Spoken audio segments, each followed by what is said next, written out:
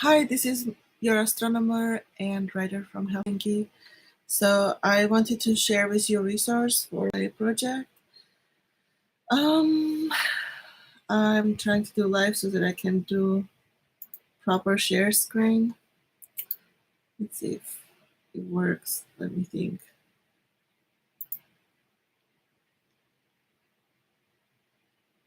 Okay, we'll do window sharing and here. Yeah. Okay, and can I? All right, I can see here what's going on.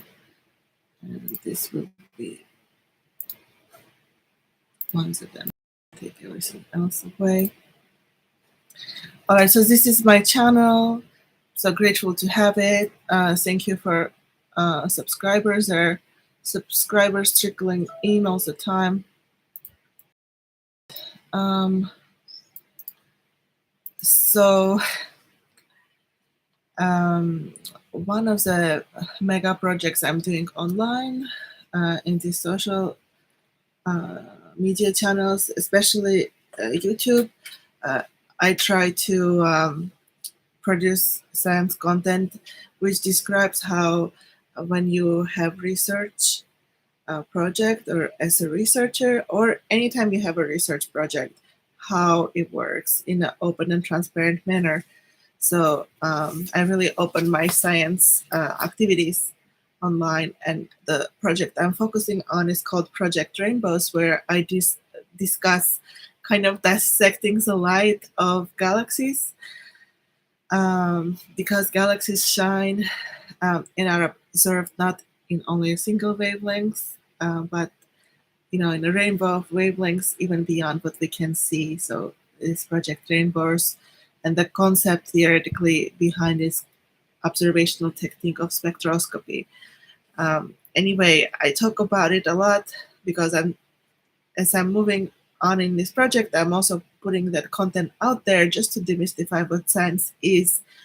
That is the goal, to demystify how research is done, and how I do research in particular as well. Often a little bit to fight the bias because there's still this image of a scientist that we have, that certain people can do science, certain people cannot do, or they can only do this or that, and people don't know how people think or how women think.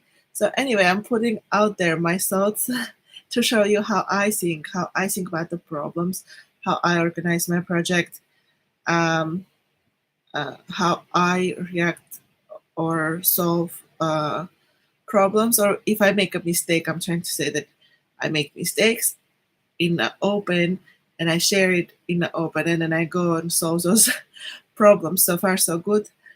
So one of the technical things that I do is using this IRAF software. So I think there should, here are my playlists. So I have a playlist about my PhD thesis. It's right here. And I also have open science tutorial here. So how do I?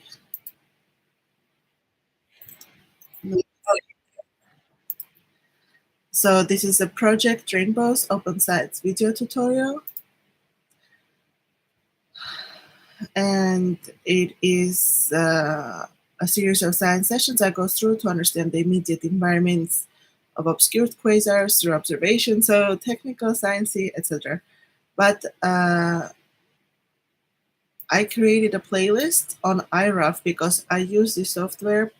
It's called IRAF, and it's kind of a good stepping stone.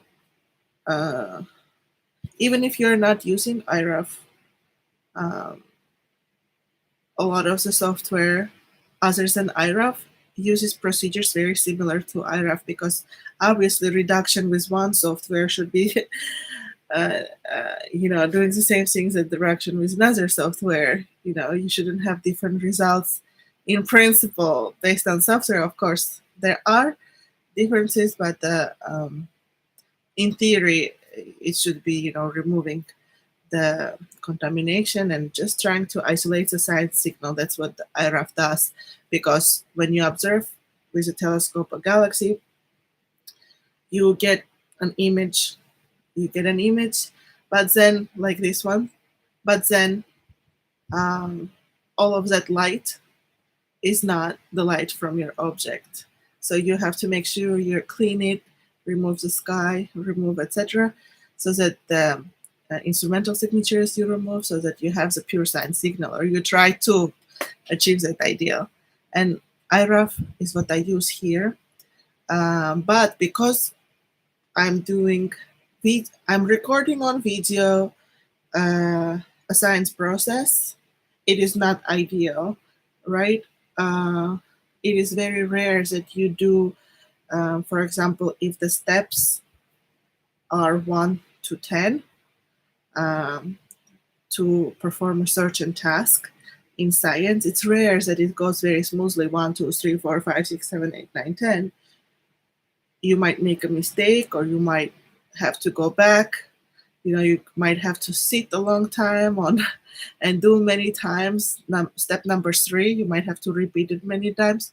So it is more messy than that. That's the reality of a research project. So video recording shows that if you want a clean science tutorial on IRAF, I try to compile resources and I put them into a different playlist. I'll show you now. No, please don't.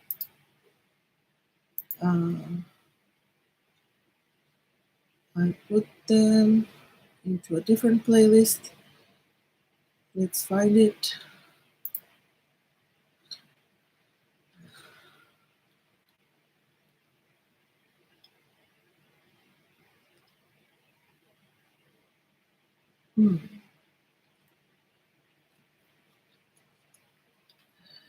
Did I maybe not make it public?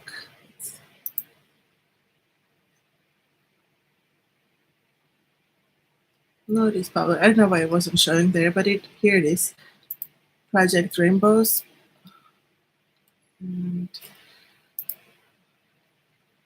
Okay, it's called Project Rainbows, resources on YouTube for IRAF.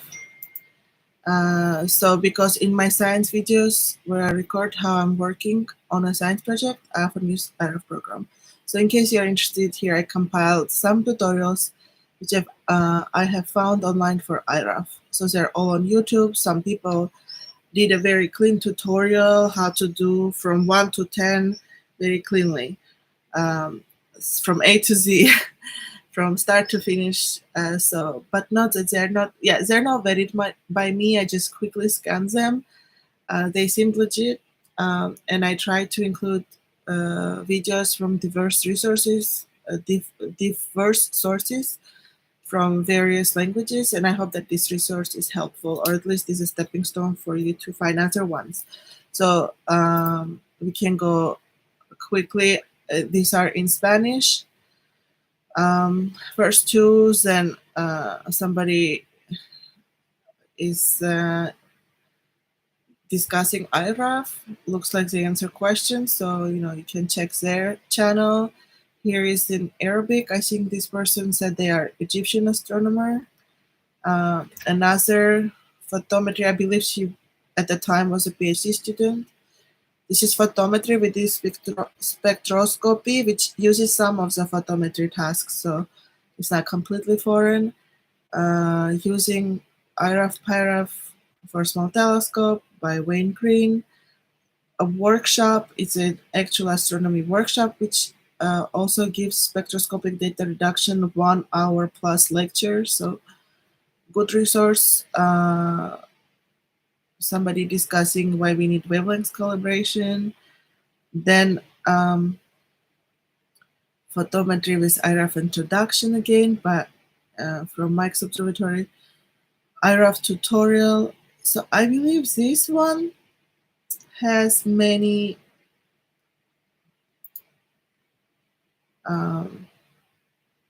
it's IRAF tutorial part 3. So this IRAF tutorial has many parts. You can go ahead and look and find the parts that you need, or watch all of them if that's what you want. Who somebody is walking through all the steps. Yeah, and this is this video right now. So many resources. I hope they are helpful to you. And this last one is in English. Yes, in English. So it is a very visual things that you do. So that's great that there are video resources. But of course, there is online documentation that is not video. There, for example, let me. This is one of. It's not even the only one, and I probably okay. At the time, I had printing. I was printing a lot. There was a phase in my life I was printing a lot, but last few years I don't print. I just don't have the resources. But it's hard to read long documents for me on screen. My eyes hurt, so I print out. And IRAF has different user guides and also has documentation. For example, which user guide we discussed.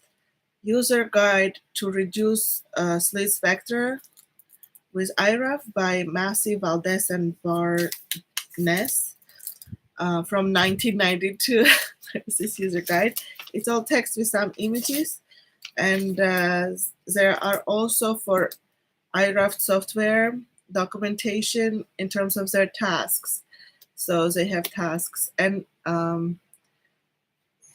what are the inputs, what is the task doing, the documentation, for example, if it's wavelengths, calibration step identified, explains to you assumptions, what is the theory behind it, gives examples of use. So it's very interesting to read. And probably necessary to read. Yeah, I'm the one of those people that I maybe go, I try to understand what I do. I don't just, oh, somebody says type this and should do it. I try to understand the parameters, and it's not foolproof. I still make mistakes. But I try not to use a black box and just copy paste what somebody says to do. I try to understand. Anytime I'm doing a technical or coding project, why am I writing this? What is this variable do? What are the assumptions? What's input? What's output? You know, so I try to understand that. That's how I was taught as well in all of the countries, institutes, not in only in science. So yeah. So what am I trying to say? Is there anything else? It's just, you know, it's just a different medium. YouTube is prevalent right now, or video content is prevalent right now. So it's growing also with the science. And I'm very grateful to be part of the content creators for science, to demystify science. And I'm also grateful when I was doing my PhD, there wasn't that much video content, and also my master's and bachelor's, but there were bloggers. At the time, blogging was you know, thing to do it. And I guess before blogs were books, and still books are great. But for example, in Finland, I cannot get books, or I have to find the electronic editions. And I have told you again, reading large chapters on the screen are very hard for me. So it's hard for me to read electronic books. And when I was in the US, it is true, the US libraries, university libraries had amazing textbooks in science with color pictures and even on advanced topics, but I just don't have that in Finland. Even during my PhD, we had a very poor library that I hope that maybe nobody else is interested by but me, but I remember when I was at Penn State, the difference was just North Pole to South Pole. The books available at Penn State versus books available when I was doing PhD in science. So I think library is very important. It's good to support it and not just have books from like 40 years ago, but have current books so people can read, because people write books.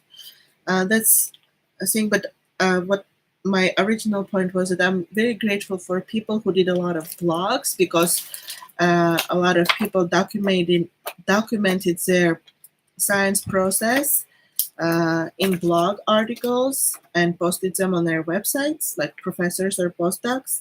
And it was very helpful for me because I was pretty much always left alone to figure things out on my own during my PhD, and I definitely tapped into everything that was available online.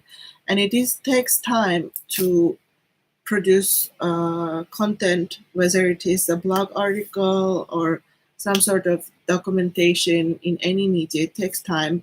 So probably often unpaid. I don't know if they got paid. I assume not. So I'm very grateful that they shared. And yes, I'm doing this extra thing. I enjoy it, but it is a time sink. And yeah, in a small way, it's also to showcase how I think because I'm looking for a job. So in case there is a bias and people think, "Who's this Maria?" I have been told, "Oh, do you have 100, not 100, but many kids, and you are from Mexico?" So there shouldn't be anything wrong if you are from Mexico, but people sometimes look at my face, look at my name, look at whatever, and it doesn't translate into she's strong in science. It translates quite the opposite. So I try to put this content out there so to combat a little bit that I'm not sure if you can completely win over people, but a little bit to present how I think and how I enjoy science. And hopefully, if there is somebody who wants to do science, who is not from a deep one university or doesn't have friends, family, relatives is from research background, but they are just interested in biology or chemistry, these videos also help to demystify some of these challenges, often mental, and some of these claims that are not true, such as you cannot make mistakes, absolutely make mistakes. Absolutely, it's not even mistakes, it's called trial. That's why, you try many times, and sometimes your trial doesn't result in success. How do they develop medicine? How do they develop anything? The people who until people found out how to, for example, fly, how many failed experiments they had, or fly into space. Even when we were flying to space, we were making mistakes, and some of the missions ended in disaster. So this is something I encounter a lot when I tutor young men and women, girls and boys from high schools, that somehow boys, generally speaking, are very okay to try something new and make mistakes and make guesses and just roll with it. They have no problem. But girls shy away from trying. Like, let's say if I say, "Oh, this is the galaxy. Can you guess how many seconds to put for its exposure?" Just to get the brain cells working. Boys will just type in something 17, even if it's wrong. But girls somehow, are not willing to try. They're afraid to fail. And I have struggled with it too, because a lot of my fellow professors really are harsh. Like, if I make a mistake, it means I'm dumb and I'm not meant to be in this field. I shouldn't even try. And this is very bad, because I'm sure that they make mistakes all the time, but they never admit it or they never show it because they're afraid to show that they make mistakes. So don't listen to that. Always question even the authority. Especially women have to question authority, because in astronomy right now, like in many sciences, similar sciences, physics, and especially as you go and level up higher and higher in the academic career ladder, there are very few women, and it's a leaky pipeline. Women leave for various reasons, but one of it is environment is not so great. So the ways that people work is probably not the right way to foster bright minds, women, in this case, who I'm advocating for, to succeed in the field. It is so their behaviors, the atmospheres, the environment, the way things are done, the way things are evaluated, thought, analyzed about person's capabilities should be challenged and questioned. And you should use a little bit your own critical thinking, because often as a woman, you might have a different situation, and your experience might be different than what your fellow, um, your colleague is experiencing. So they might not even know, and unfortunately think that this is their way is the only way, but it is not true. Their way is not the only way. So sometimes you have to like go beyond what other people say, what other people demand, expect, and should on you, but try to see, okay, I want to go from A to B. What can I do? Try to cancel all the limitations and assumptions and try and see if there's a creative solution you can find and go forward. So anyway, for me, doing these videos is one of the creative solutions, and I'm very grateful to have this opportunity, and I hope it blesses people and encourages them to, if you are anybody from any background and you want to do astronomy or science, I hope these videos encourage you to do so. All right, God bless you, everybody.